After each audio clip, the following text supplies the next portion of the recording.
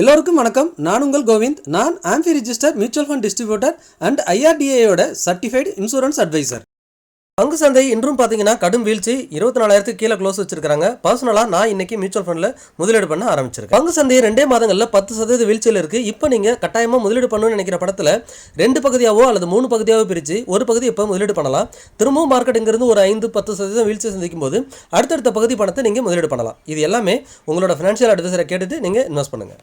நீங்கள் நம்ம மூலியமாக மியூச்சுவல் ஃபண்டில் முதலீடு பண்ணணும்னா வீடியோ எண்டில் இருக்கிற வாட்ஸ்அப் நம்பர் அல்லது மெயில் ஐடிக்கு தொடர்பு கொள்ளுங்கள். இன்றைக்கி நம்ம பங்குச்சந்தை பார்க்கும்போது பருத்தி மூட்டை குடோன்லேயே இருந்திருக்கலாம் அப்படின்னு தோணிருக்கும். ஏன்னா மண்டே எங்கே மார்க்கெட் ஓப்பன் ஆனிச்சோ கேப் டவுனில் அதே இடத்துல தான் இன்றைக்கி க்ளோஸ் வச்சுருக்காங்க. ஃபஸ்ட் நாள் மண்டே பார்த்திங்கன்னா ஒரு 1000 புள்ளிகள் சரிவடைஞ்சுது. நேற்று பார்த்திங்கன்னா ஒரு 800 புள்ளி 900 புள்ளிகள் அப் ஆனிச்சு. திரும்ப அகைன் இன்றைக்கி 1300 புள்ளிகள் டவுன் ஆகிடுச்சு. ஸோ எங்கே மார்க்கெட் ஓப்பன் ஆனிச்சோ அங்கேயே வந்து 3 நாளாக முடிச்சிட்டாங்க. அதுக்கு கீழேயே க்ளோஸ் வச்சுருக்காங்கன்னு சொல்லலாம். சென்செக்ஸ் பார்த்திங்கன்னா இன்றைக்கி 1300 புள்ளிகள் டவுனில் வர்த்தகம் நடந்திருக்கு.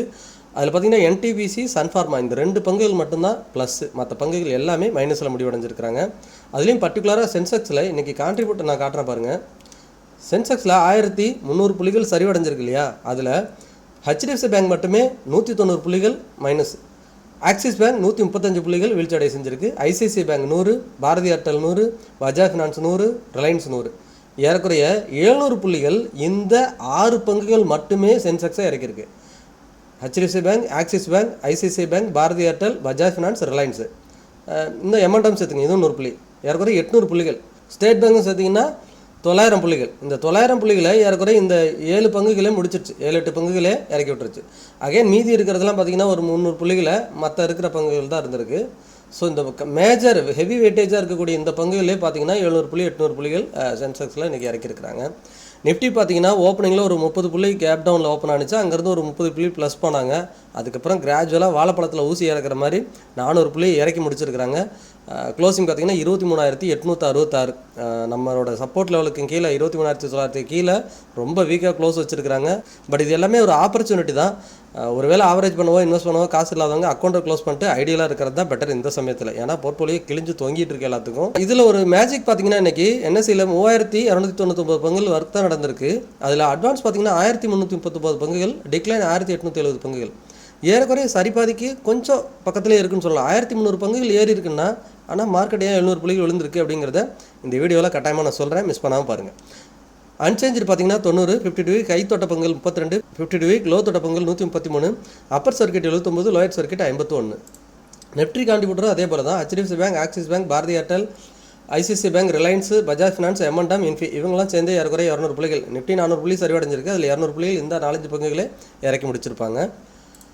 தென் இன்னைக்கு நிஃப்டி டாப் கெய்னர்னு பார்த்தீங்கன்னா Jio finance, coal India, Sun Pharma, doctor Reddy, ONGC, Wipro, NTPC, Hindalco இந்த பங்குகள் மட்டும்தான் ப்ளஸ்ஸு. பெருசாக ப்ளஸ்ன்னு சொல்ல முடியாது, நியூட்ரலாக முடிச்சிருக்காங்க. டாப் லூசர்ஸில் பார்த்தீங்கன்னா பஜாஜ் ஃபினான்ஸ், ஆக்சிஸ் பேங்க். பஜாஜ் ஃபினான்ஸ்லாம் 5% வரைக்கும் வீழ்ச்சி செஞ்சிருக்கு. இன்றைக்கி பார்த்திங்கன்னா ஆட்டோ துறை பங்குகள் ரொம்ப வீழ்ச்சி. செக்டார் வைஸ் பார்த்திங்கன்னா ஆட்டோ செக்டார் தான் 3% வரைக்கும் வீழ்ச்சி அதிகமாக செஞ்சுருக்கு. ஃபினான்ஸ் அண்ட் பேங்க் இவங்கெல்லாம் 2% வரைக்கும் வீழ்ச்சி. இன்றைக்கி ஆட்டோ அண்ட் ஃபினான்ஸ் செக்டார் தான் மார்க்கெட்டை இந்தளவுக்கு ஃபாலோ ஆனதுக்கு முக்கியமான காரணம். ஐடியும் கூடவே இன்றைக்கி 1.2% வரைக்கும் இறங்கியிருக்கிறாங்க. இன்றைக்கி ப்ளஸில் பார்த்திங்கன்னா pharma and oil and gas இவங்க 2 பேரும் ப்ளஸில் வர்த்தகம் நடந்து முடிச்சிருக்கிறாங்க. நான் அந்த மார்க்கெட் வந்துட்டு இங்கே பார்த்தோம் இல்லையா, நிஃப்டியோட அட்வான்ஸ் டிக்ளைனில் 1300 பங்குகள் உயர்ந்திருக்கு. இவ்வளோ பங்குகள் உயர்ந்திருக்கு, அப்புறம் ஏன் மார்க்கெட்டில் ஏறுன்னு? அதுக்கு முக்கியமான காரணம் இங்கே இருக்குது. இங்கே பார்த்தீங்கன்னா நிஃப்டி 50லே இருக்கக்கூடிய நிஃப்டி இண்டெக்ஸ் எல்லாமே இருக்குது. Nifty 50, Nifty next 50, Nifty mid cap, Nifty small cap எல்லா இண்டெக்ஸும் இருக்குது. இதில் எல்லாமே இன்றைக்கி ரெட்டு தான். ஆனால் இந்த லைட்டாக ஷேடாகவும் இருக்குது பாருங்களா, அது எல்லாமே ஸ்மால் கேப் தான். இங்கே பார்த்தீங்கன்னா Nifty small cap 50, Nifty small cap 100, Nifty small cap 250, Nifty small cap 400. இப்போ இதெல்லாம் ஓப்பன் பண்ணுறேன், மற்றதுக்கு இதுக்கும் டிஃப்ரென்ஸ் எப்படி இருக்குன்னு பாருங்கள். இப்போ ஃபஸ்ட்டு இங்கே நிஃப்டி 50 பார்க்கலாம். நிஃப்டி 50ல் பார்த்தீங்கன்னா உங்களுக்கு ஒரு 5-6 பங்குகள் மட்டும்தான் ப்ளஸ்ஸு, மற்ற எல்லாமே ரெட்டில் இருக்குது இல்லையா.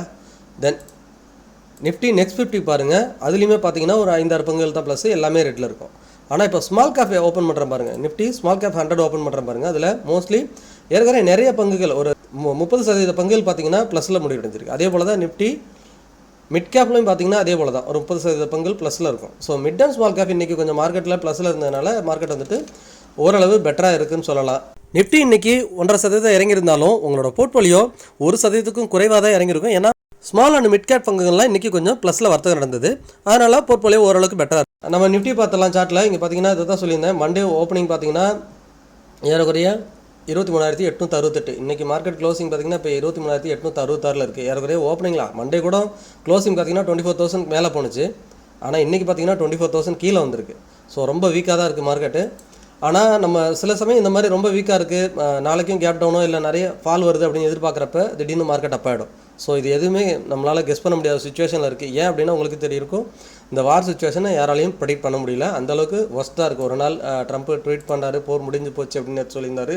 அதனால் சீக்கிரமாக இந்த வார் முடிஞ்சிடும் அப்படின்னு சொன்னார். மார்க்கெட் கேப் அப் ஆனிச்சு. இப்போ திரும்பவும் போர் நடந்துகிட்டு இருக்குது. நைட்டெல்லாம் திரும்ப பார்த்திங்கன்னா இந்த பாம் பிளாஸ்லாம் நியூஸ் வந்தது. அதுக்கப்புறம் மார்க்கெட் இன்றைக்கி இறங்கிடுச்சு. ஸோ இது ஃபுல்லி பார்த்திங்கன்னா நியூஸ் பேஸ் மார்க்கெட்டாக இருக்கிறதுனால டெக்னிக்கல் ரொம்ப ப்ரெடிக்ட் பண்ணுறது கஷ்டம். பட் எனிவே அடுத்த டெக்னிக்கல் சப்போர்ட் பார்த்திங்கன்னா நமக்கு 22,900 தான். ஸோ அந்த இடத்துல தான் மார்க்கெட்டுக்கு ஒரு பெரிய சப்போர்ட் இருக்குது. ஏற்கனவே ரவுண்ட் ஃபிகராக 23,000 தான் நமக்கு மார்க்கெட் அடுத்த சப்போர்ட் இருக்குது. வெயிட் பண்ணி பார்ப்போம். நான் இங்கே மிட் கேப் அங்கே அந்த ஃபார்மா பார்த்துருவோம். ஃபார்மா பார்த்திங்கன்னா கண்டினியூஸாக நமக்கு ப்ளஸ்லேயே இருக்குது. இன்றைக்கும் பார்த்திங்கன்னா ஃபார்மா இண்டெக்ஸ் ப்ளஸ் தான். ஃபார்மாலாம் நல்லா உச்சத்துக்கு போனாங்க. 23,500 வரைக்கும் போனதை நம்ம மார்க்கெட்டிலவே அவங்களும் சேர்ந்து அந்த 200 இறங்கி 23,348 முடிஞ்சிருக்கு. ஆனால் ப்ளஸில் தான் ஒரு 90 புள்ளிகள் ப்ளஸில் முடிவடைஞ்சிருக்கு. இன்றைக்கி இன்னொரு செக்டார் பார்த்திங்கன்னா எனர்ஜி செக்டாரும் பார்த்திங்கன்னா ப்ளஸில் ஒரு 90 புள்ளிகள் முடிஞ்சிருக்குது. நான் மிட் அண்ட் ஸ்மால் கேப் சொன்னேன் இல்லையா? ஸோ இங்கே பார்த்திங்கன்னா மிட் கேப் இண்டெக்ஸை காட்டிலும் ஸ்மால் கேப் இண்டெக்ஸ் தான் இன்றைக்கி பார்த்திங்கன்னா ப்ளஸில் இருக்கும். இங்கே பார்த்திங்கன்னா ஸ்மால் கேப் இண்டெக்ஸ் பார்த்திங்கன்னா இந்த மண்டே ஓப்பனிங்லேருந்து பார்த்திங்கன்னா மேலே தான் இருக்குது, ரொம்பவே மேலே இருக்குது. மற்ற எல்லா துறை பங்குகளும் பார்த்திங்கன்னா மண்டே இண்டெக்ஸும் பார்த்திங்கன்னா மண்டே ஓப்பனிங்க்கு பக்கத்தில் இருக்கும். ஸ்மால் கேப் இண்டெக்ஸ் மட்டும் பார்த்திங்கன்னா மண்டே ஓப்பனிங்க்கும் மேலே இருக்குது. ஸோ இன்றைக்கி வர்த்தகம் நடந்ததில் ஸ்மால் கேப் பங்குகள் நிறைய ஏறி இருந்தது. மிட் கேப் பங்கு கூட பார்த்திங்கன்னா மண்டே ஓப்பனிங்க்கு மேலே இருக்குது. பட் இருந்தாலும் பெருசாக சொல்ல முடியல. ஆனால் பேங்கிங்லாம் இன்றைக்கி அதே வீழ்ச்சி சந்திச்சிருந்தது. பேங்கிங் பார்த்திங்கன்னா மண்டே ஓப்பனிங் நடந்ததை விட அது க்ளோசிங்க்கு கீழே போய் க்ளோஸ் வச்சுருக்கிறாங்க. ரொம்ப வீக்காக பேங்க் தான் ரொம்ப இருக்கிறதுலே வீக்காக இருக்குது. பட் நாளைக்கு என்ன நடக்குதுன்னு வெயிட் பண்ணி பார்க்கலாம். எஃப்ஐ டேட்டா ஃபைனல் நம்ம பார்த்தலாம். நேற்று என்ன நடந்தது? நேற்று ஏன்னா மார்க்கெட்டு ஏறி முடிஞ்சிருந்தது இல்லையா? அதனால் எஃப்ஐ டேட்டா செக் பண்ணிடலாம். எஸ், நேற்று பார்த்தீங்கன்னா ஸ்லைட்லி கொஞ்சம் குறைச்சிருக்காங்க. நேற்று 10ஆம் தேதி மார்க்கெட் ஏறினுச்சு இல்லையா? பட் பார்த்திங்கன்னா இங்கே 4,600 கோடி தான் செல் பண்ணியிருக்கிறாங்க. பட் நம்மளும் ஒரு 6,300 கோடிக்கு வாங்கியிருக்கிறோம். ஆனால் இவங்க அதிகமாக 8,000 6,000 செல் பண்ணுற அன்றைக்கி மார்க்கெட் இறங்கியிருக்கு. ஸோ மண்டே பார்த்திங்கன்னா 6,000 கோடி செல் பண்ணியிருந்தாங்க, அன்றைக்கி மார்க்கெட் இறங்குனுச்சு. நேற்று பார்த்திங்கன்னா 4,000 கோடி தான் செல் பண்ணியிருக்காங்க, மார்க்கெட் ஏறி இருக்குது. டோட்டலாக இது வரைக்கும் 32,000 கோடி செல் பண்ணிட்டாங்க, அதிகமாகவே செல் பண்ணிட்டாங்க. தென் இன்றைக்கி மார்க்கெட் இறங்கியிருக்கு. நாளைக்கு பார்க்கலாம் எஃப்ஐ என்ன பண்ணியிருக்காங்கன்னு சொல்லிட்டு. நான் AMFI register mutual fund distributor, அதாவது association of mutual fund in இந்தியாவில் பதிவு பெற்ற மியூச்சுவல் ஃபண்ட் டிஸ்ட்ரிபியூட்டர் மற்றும் ஐஆர்டிஏயோட சர்டிஃபைடு இன்சூரன்ஸ் அட்வைசர். நீங்கள் மியூச்சுவல் ஃபண்டில் முதலீடு பண்ணி உங்களோட ஃபினான்ஷியல் கோல்ஸை ஈஸியாக அச்சீவ் பண்ணணும்னு நினைக்கிறீங்கன்னா டிஸ்பிளேல தெரியிற வாட்ஸ்அப் நம்பருக்கோ அல்லது மெயில் ஐடிக்கோ தொடர்பு கொள்ளுங்கள். நம்ம சேனலுக்கு புதுசாக இருந்தீங்கன்னா நம்ம சேனலை சப்ஸ்கிரைப் பண்ணுங்கள், லைக் பண்ணுங்கள், உங்களோட ஃப்ரெண்ட்ஸ் அண்ட் ஃபேமிலிக்கு மறக்காமல் ஷேர் பண்ணுங்கள். மீண்டும் ஒரு நல்ல வீடியோவில் சந்திக்கிறேன். உங்கள் கோவிந்த்.